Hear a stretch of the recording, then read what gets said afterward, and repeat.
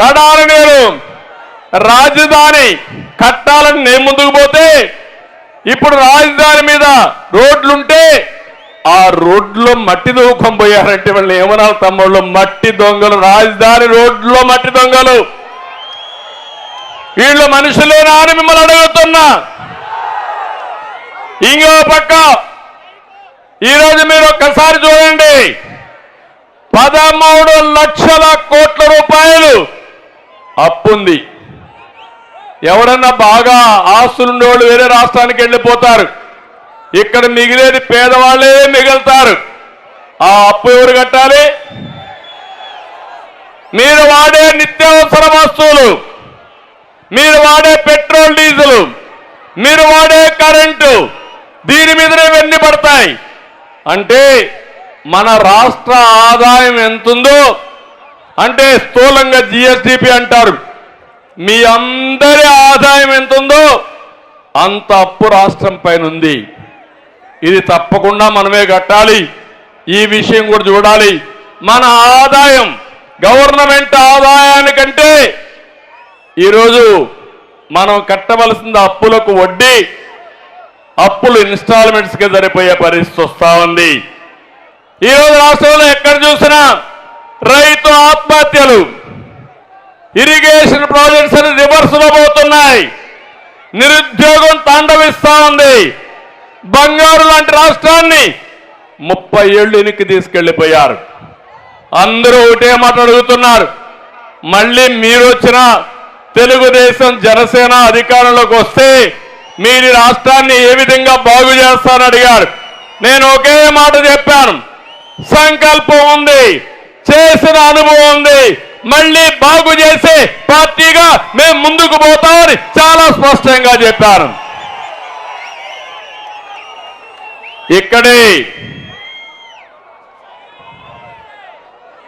మీరు చూస్తే ఎక్కడ చూసినా కుంభకోణాలు. ఎప్పుడన్నా చూసారా తమ్ముళ్ళు? ఇసుక నేనున్నప్పుడు ఫ్రీ ఇసుక, ఎవరు కావాలంటే వాళ్ళు తీసుకెళ్ళొచ్చు. ఈరోజు ఎక్కడైనా ఇసుక తీసుకుపోయే పరిస్థితిలో మీరున్నారా? మీ పొలంలో మట్టి మీరు తీసుకుపోయే పరిస్థితి ఉందా ఈరోజు? అంటే దానిపైన కూడా ఇసుక పైన పెద్ద కుంభకోణం. ఒక ట్రాక్టర్ కావాలంటే ఎంత తమ్ముళ్ళు ఇప్పుడు రేటు? 5,000. ఈ డబ్బులు ఎక్కడికి పోతుంది? తాడేపల్లి కొంపకు పోతుంది సాయంత్రం అయితే. ఇంకో పక్క మద్యం నాసి రకం, అవునా కాదా? పేదవాళ్ళ రక్తాన్ని దాగే పరిస్థితికి వచ్చారు.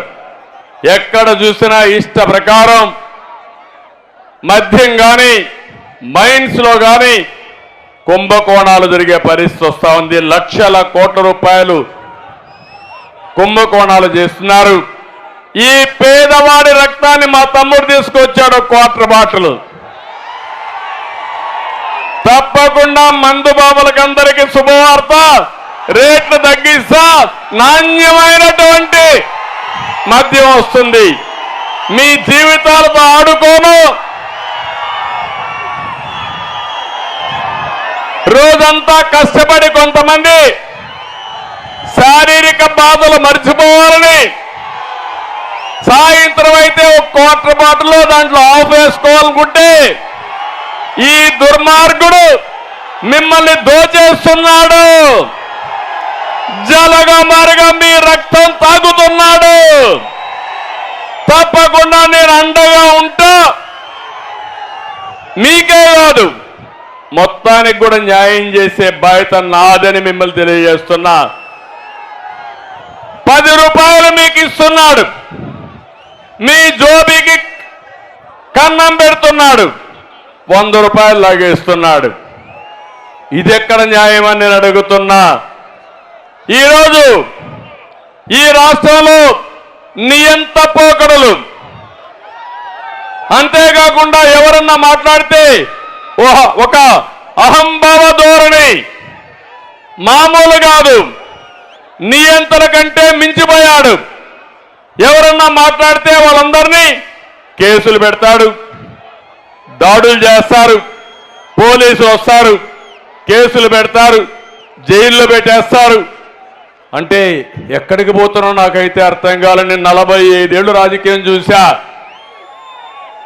ఇంత పనికి రాని పనికి మాలిన ముఖ్యమంత్రి బాబా ఆవేదన ఉంది. మీ కష్టాలు చూశాను. ఒక్కొక్క వ్యక్తి పైన 20 కేసులు, 30 కేసులు, 40 కేసులు పెట్టి నానా హింసలు చేసే పరిస్థితికి వచ్చారు.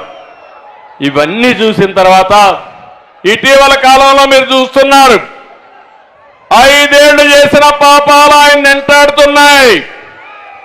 ఇప్పుడు సర్వేల మీద సర్వేలు చేశాడు.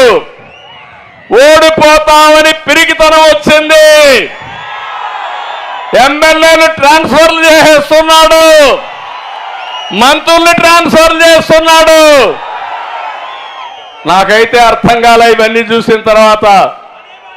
నేను ఎప్పుడు ఊహించలా ఇవన్నీ ఎమ్మెల్యేలకు ట్రాన్స్ఫర్లు ఉంటాయని, ఎంపీలకు కూడా ట్రాన్స్ఫర్లు ఉంటాయని.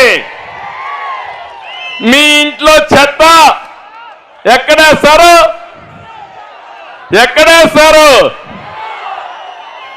ఎక్కడ చెత్త కుండీలు వేస్తారు, అవునా కాదా? అలాంటి చెత్తను వేరే ఇంట్లో వేస్తాడంట ఈ ముఖ్యమంత్రి.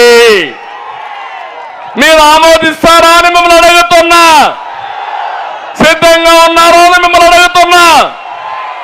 ఇక్కడ ఎమ్మెల్యేలు ఉన్నారు. ఈ నియోజకవర్గంలో పార్లమెంట్లో 7 మంది ఎమ్మెల్యేలు ఉన్నారు. ఇక్కడ ఒక పెద్ద ఎమ్మెల్యే ఉన్నాడు, బుర్రా మణిసూదన్.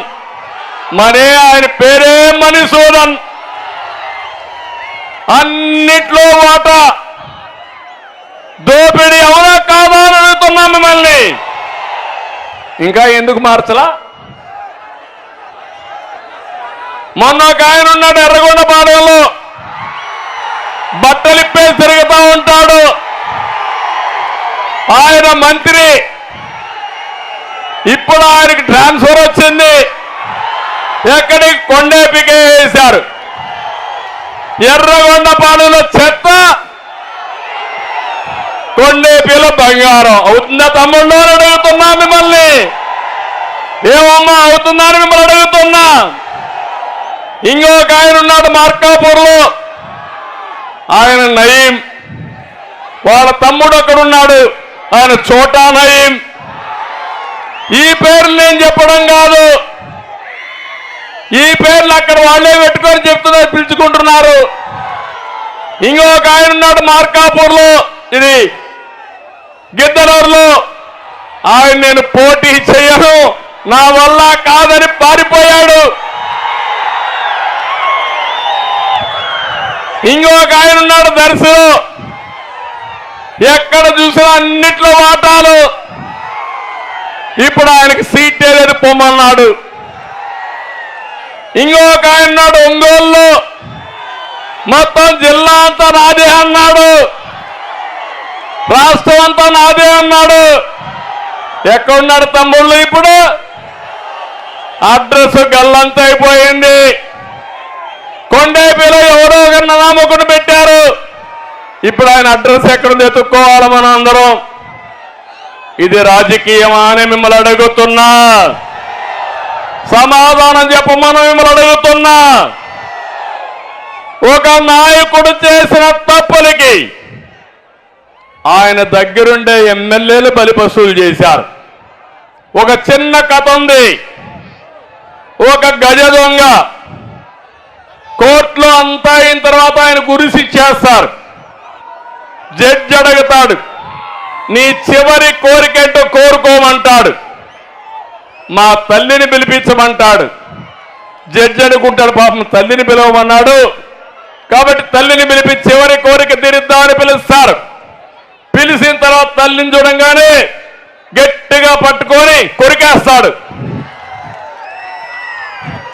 అప్పుడు జడ్జికి ఆశ్చర్యం వేస్తుంది, నువ్వేదో తల్లిని పిలవమంటే నేను పిలిచాను, పిలిస్తే నువ్వు ఈ పని చేసేవేంటని అడిగాడు.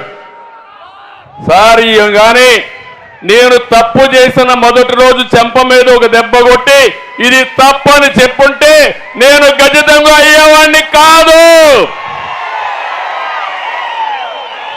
నేను తెచ్చిన దొంగ డబ్బులకి ఆనందపడిపోయి నన్ను పోవడం మొదలుపెట్టింది. నేను విచ్చలవిడిగా చేశాను. నా తప్పు చేసింది నా తప్పు కాదు, నా తల్లి ప్రోత్సహించింది కాబట్టి ఆవిడే నేరానికి కారణం అన్నాడు. అదే మరిగా తప్పులు చేసింది మీరు, తప్పులు చేయించింది మీరు, అవినీతి చేయించింది మీరు, వాటాల కోసం అందరినీ ఇష్టానుసారంగా వాడింది మీరు. నిన్న కూడా చూశారు ఒక ఎమ్మెల్యే ఈ జిల్లాలోనే నన్ను తిట్టాలంట, నన్ను పవన్ కళ్యాణ్ తిట్టాలంట. అంటే ఎంపీ సీటు కావాలంటే, ఎమ్మెల్యే సీటు కావాలంటే ఎంత సేవ చేశావని కాదు, చంద్రబాబుని ఎన్నిసార్లు తిట్టావు, ఎన్నిసార్లు బండబూతులు తిట్టావు, లోకేష్ ఎంత తిట్టావు, పవన్ కళ్యాణ్ ఎంత తిట్టావు, దానిపైన సీట్లు ఇచ్చే పరిస్థితి వస్తే ఇంకా ఈ రాష్ట్రం ఏమవుతుందో మీరే ఆలోచించమని మిమ్మల్ని కోరుతున్నా.